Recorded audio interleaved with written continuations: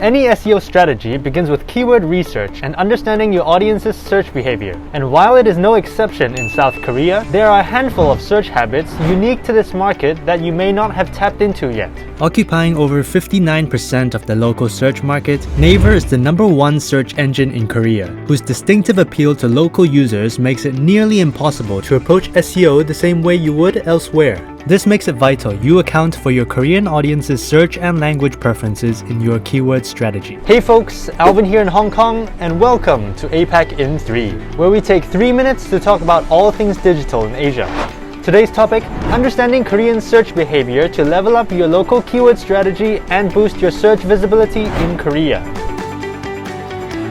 In stark contrast to how people search in English, Korean users primarily search with short-tail keywords, since the Korean alphabet, Hangul, is more concise and needs fewer characters or words to convey the same meaning in English. For example, while an English user may search long-tail keywords like how to claim a tax refund, a Korean user would more likely search tax refund. Your keyword strategy should also reflect real-world Korean language usage as accurately as possible, such as including abbreviations that are more popular as keywords than their non-abbreviated forms. It's vital that you identify keyword opportunities by searching related terms on Naver and checking Naver Keyword Planner's recommendations.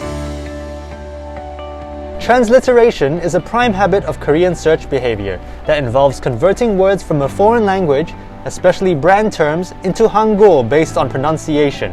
For instance, when searching PlayStation, Koreans tend to transliterate and use this keyword instead of the official brand term, which garners fewer monthly searches. However, some keywords will have multiple transliterations, so be sure to explore all possible variations of your brand terms and include them in your content. While search volumes for most Korean keywords are higher on Naver than Google, they can vary depending on industry and product type. For example, B2B and technical information keywords yield more searches on Google, while fashion-related keywords tend to have more demand on Naver. To make sense of these variations, use keyword planners from both search engines to compare the search volumes of potential keywords before deciding which to target.